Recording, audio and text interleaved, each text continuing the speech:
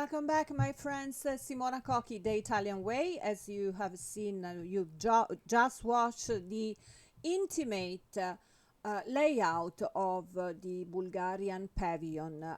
This work has deep impact on the cultural and social opinion, public opinion, because they wanted to talk about the memory and trauma in Bulgaria during the communism. It's a multimedia and interactive installation curated by Vasil Vladimirov, sorry for my pronunciation, and featuring the work of three artists: Krasimira Butseva, Julian Chehirian, and Lilia Topouzova.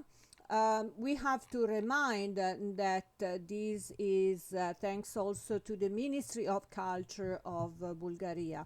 And so the artists explore the consequences of the state of violence and deliberate silencing, while also highlighting the experiences of those ostracized within Bulgaria's border.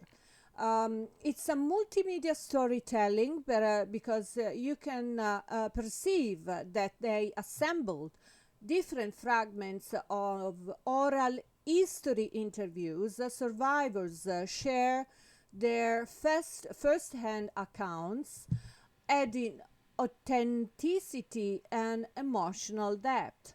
And then there is the field of recordings, soundscapes from the survivors' home created a really strong multisensory experience.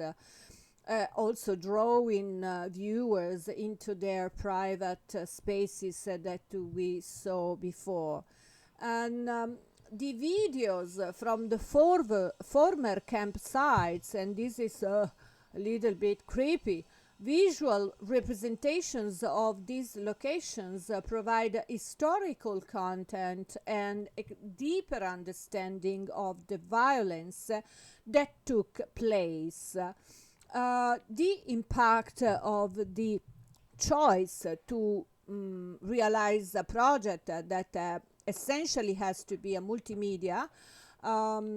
The approach offers a rich and immersive experience for the audience.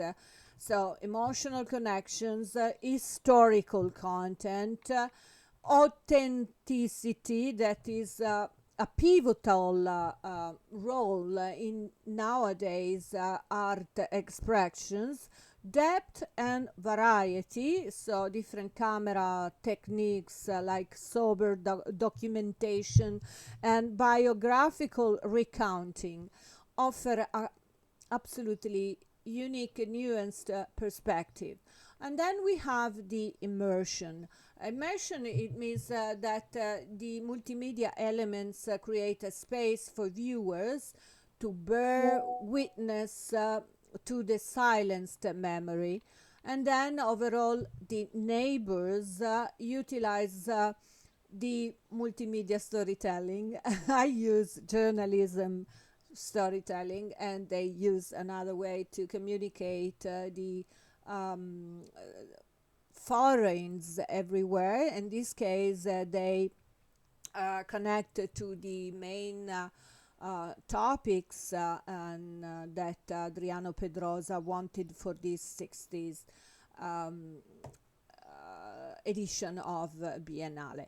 And so they just want to foster empathy and understanding. And for sure, I have to say, we are not so far from Bulgaria, but we never heard about this story and these exiled people from that lived in that conditions. And yeah, definitely it's a kind of reportage that has to be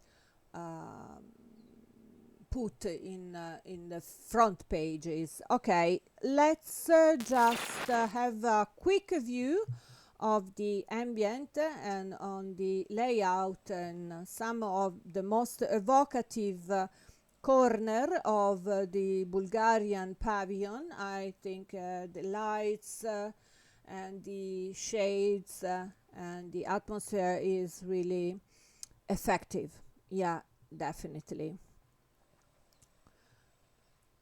And yeah, you can see these are the minimal standards they had to be to survive with in that time in the Bulgarian houses. And it's a little bit sad, but you know, that was the thing. And this is the team. I think there is a very good um, feeling among them, and they coordinate and they blend all the works together. I don't want to repeat the name because I'm sure that I would mess up the names of these talented artists that Bulgaria wanted to bring in Biennale. You can also find all the information if you surf into Biennale and site. You will find the bold description of the Bulgarian project. And yes, getting back to my face, I thank you so much for watching me, and I will be back soon with more Pavilion. Keep on staying tuned. Simona Cochi, The Italian Way. Ciao!